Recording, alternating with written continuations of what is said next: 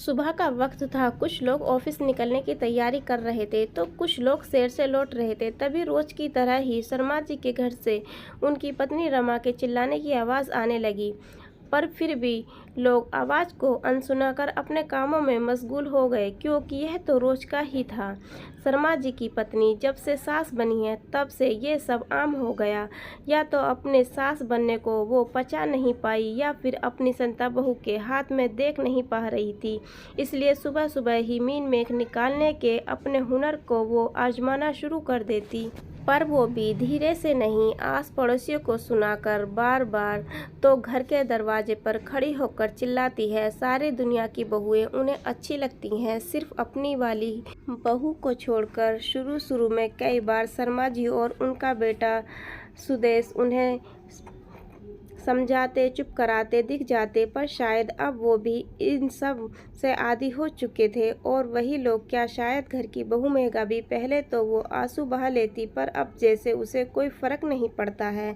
अभी भी उसे कोई फर्क नहीं पड़ रहा था। वो तो चुपचाप रसोई में अपना काम कर रही थी। गरम गरम पराठे सेककर पति और ससुर जी को खिला रही थी, जबकि सास रमा खड़े खड़े चिल्लाए जा रही थी। देखो तो बिल्कुल भी सुन भी नहीं रही थी। यहाँ सास खड़ी खड़ी अपने जान लगाए जा रही थी और इसे कोई फर्क नहीं पड़ रहा था। सुनकर शर्मा जी बोले, इंसान एक समय में एक ही काम कर सकता है और तुम्हारी बहू भी इंसान है। फिलहाल वो हमें नाश्ता परोस रही है। हाँ, तो मैं कब मना कर रही हूँ। बस इतना ही तो कह रही हूँ कि कमरे में देखो, वहाँ कोने में एक जाला दिख रहा है, उसे साफ कर दें।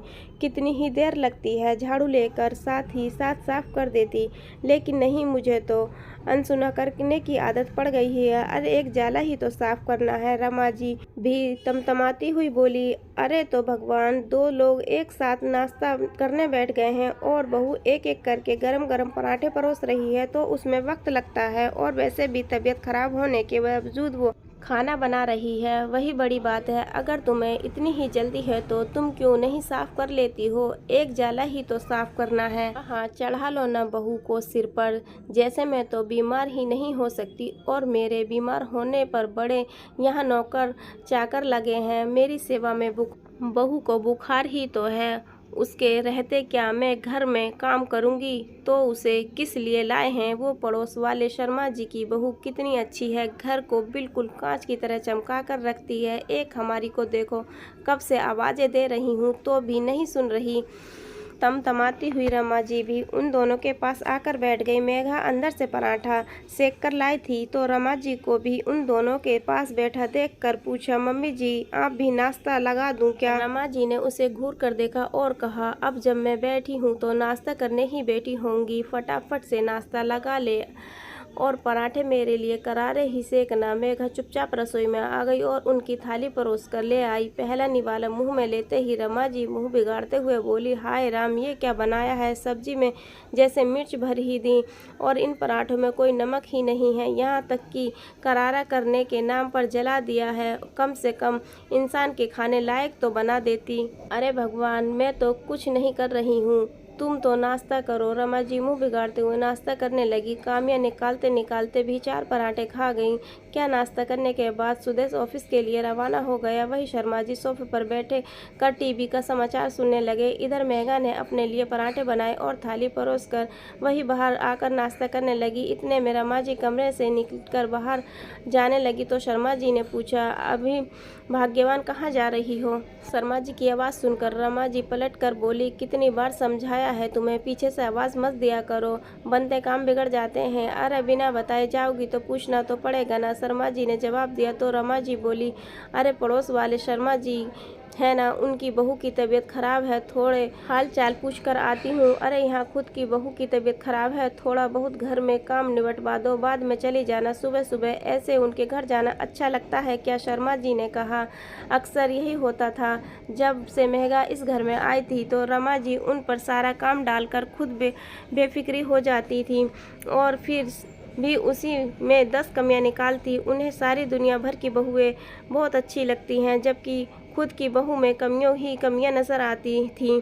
यहाँ तक कि पड़ोस में किसी की भी बहू बीमार होती तो रमा जी उनका हालचाल पूछने जरूर जाती थी, जबकि घर की बहू की कोई कीमत नहीं थी। खैर, कुछ दिनों के बाद ऐसे ही अपना पड़ोसी धर्म निभाते हुए रमा जी जब घर लौटी रही थी तो बारिश में भीग कर उनकी तबीयत खराब हो गई। हालांकि रात को सबके सोने के बाद बुखार चढ़ा था, इस कारण से शर्मा जी ने उन्हें दवा देकर सुला दिया था। लेकिन सुबह के 10 बज गए थे। शर्मा जी ने ही कमरे में आकर उन्हें चाय नाश्ता परोस और दवा दी। सुदेश एक बार आकर मिल गया। ये देखकर रमा जी को बहुत बुरा लगा। आखिर वो खुद ही उठकर जैसे तैसे बाहर आई।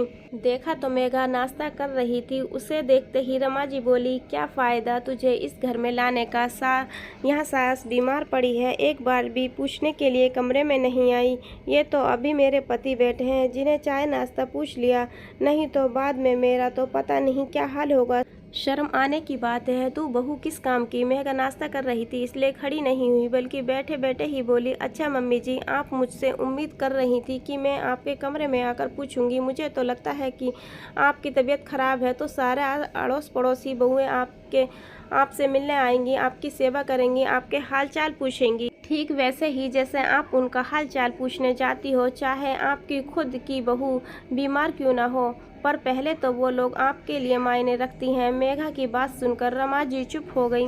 तभी शर्मा जी बोले, वैसे बहू गलत कुछ नहीं कह रही है। पड़ोसियों की बहुएं पड़ोसियों को निहाल करेंगी और हमारी बहू हमारी निहाल करेगी। दूसरे की बहुओं के चक्कर में खुद की बहू को नज़रअंदाज करना गलत बात है। तो शुक्र मनाओ कि तुम बीमार हो तो चाय नाश्ता बहू ने बनाकर दे दिया, लेकिन जब वो बीमार थी तो तुमने उसकी मदद के लिए नहीं थी।